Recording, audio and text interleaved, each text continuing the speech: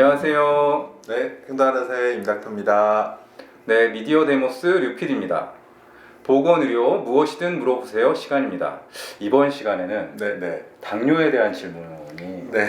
있습니다. 네. 이게 저희가 이제 그 인생 후반전에서 당뇨 혈당 수치 다룬 적 있잖아요. 네. 거기에 이제 최근에 댓글이 달렸어요. 네. 그래서 그 댓글을 소개하고 그 질문에 한번 답해보는 게 어떨까. 네, 알겠습니다. 네, 그럼 바로 질문 읽어드리겠습니다. 네. 네. 제가 4월에 건강검진 받을 당시 공복 혈당이 149가 나왔는데요. 당뇨 의심이라고 합니다. 제 키는 160에 60kg인데요. 당뇨 증상은 없습니다. 그리고 얼마 전에 공복 혈당이 143 나왔는데요. 제가 당뇨일까요? 저희가 혈당 수치 다룰 때 기억을 다시 떠올려 보면 네.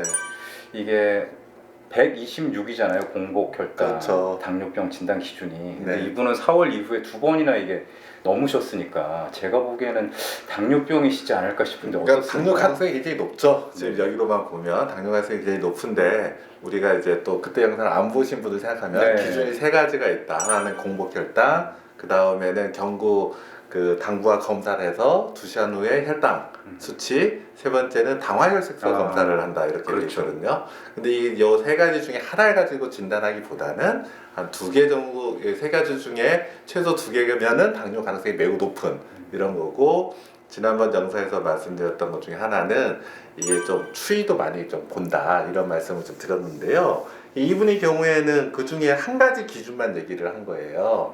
한 가지로 공복혈당인데 공복혈당 기준은 126이 넘으면 당뇨인데 이분 2번이 그러셨잖아요. 네. 그러니까 당뇨 가능성이 높죠. 그런데 어쨌든 이 당뇨라는 진단을 내리게 됐을 경우에는 이게 계속적으로 평생 관리해야 되는 거기 때문에 이제 만약 이분이 저한테 외래로 오셨다고 하면 저는 이제 당화혈색소 검사를 한 번 더 할 것 같아요. 해서 그 당화혈색소 검사를 하고, 두 번째는 다음 외래 올 때까지 한 2-3일 정도 혈당 검사를, 그러니까 그 무작위 혈당이죠. 우리가 혈당계로 하는 혈당계 손끝에서 그 검사를 좀 더 해보고 그걸 가지고 최종적으로 결론을 내릴 것 같아요. 네. 근데 지금으로 보면 당뇨 가능성이 매우 높다. 네. 저는 이제 뭐 그렇게 생각이 듭니다. 그래서 빨리 진료 저기 의원을 병의원을 방문해 가셔가지고 그 다음에 약 처방도 받고 관리를 좀 하셔야 될 것 같아요. 근데 이 질문 중에 보면 당뇨 증상은 없다 네. 이런 표현이 있는데 이것도 고려할 만한 이거는 꼭 한번 그렇지 않아도 말씀을 드려야 네. 되는데, 아마 이제 증상이 있냐 없냐 이거 다른 병에서는 굉장히 중요하거든요. 근데 당뇨병도 원래는 중요합니다. 그래 중요한데 사실은 우리가 흔히 아는 다음 단뇨라는 당뇨 증상은 당뇨가 많이 진행된 다음에 나와요. 대체로 이거는 혈당 수치가 한 200 내외, 180에서 200이 좀 많이 유지되면 다음 단뇨가 생기는 게, 원리가 이게 혈당 수치가 200 내외가 넘어가면 소변에서 당이 빠져나가거든요. 그러면서 탈수가 돼서 다 음을 하게 되는 거예요. 네. 그리고 그렇기 때문에 이런 증상이 당연히 있는 거는 당뇨가 어느 정도 진행된 거고요.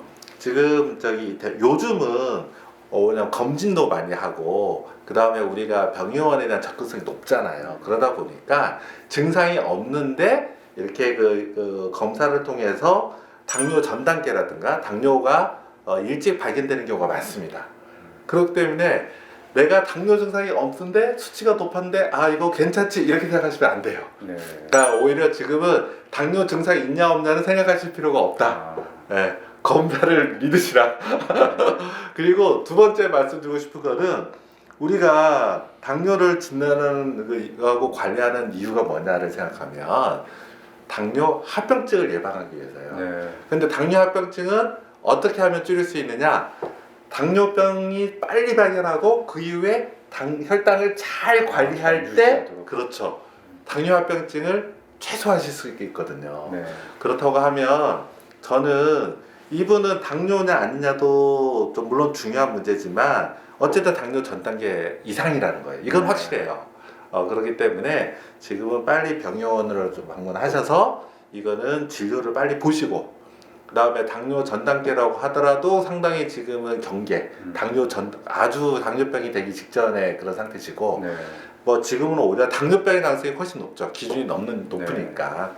그래서 아마 당뇨병이라고 하면 빨리 약을 드시면서 관리하고, 더군다나 이제 당뇨 합병증이 뭐가 있는지 또 체크도 받으시고, 네. 저는 이렇게 하셔야 될 분이라고 생각합니다.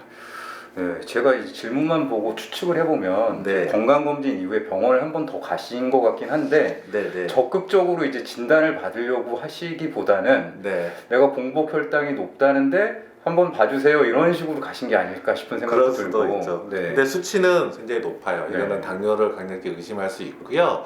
다만 이제 그 지난번도 말씀했지만 이 기준에 이제 당뇨인데도 처음부터 막 혈당이 높지 않은 분들이 있어요. 네. 근데 이런 분들은 관리 안 하시면 어느 순간 갑자기 팍 오릅니다. 네.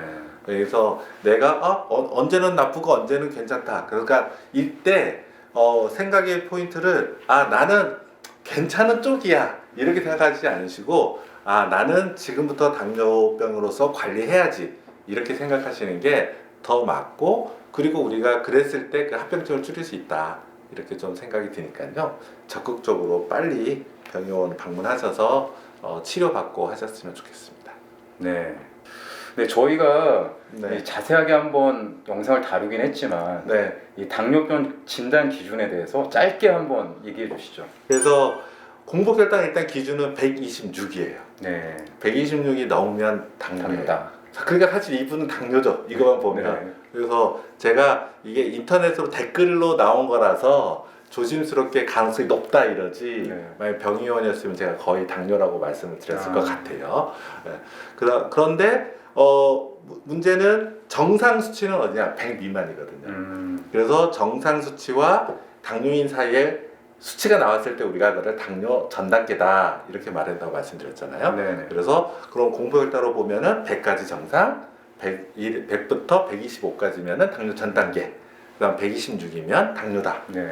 그다음 두 번째는 경구 당부화 검사를 한 결과 2시간. 식후혈당이라고 그렇죠. 표현하는 2시간. 거죠? 네. 식후혈당이 있는 것도 그거는 140까지가 정상이고, 그다음에 200이 넘으면은 당뇨예요. 네. 그 사이인 140부터 199 또는이면은 그거는 이제 그 전 단계. 당뇨 전 단계다 이렇게 될 거고요. 당화 혈색소를 보면은 5.7 미만이 정상입니다.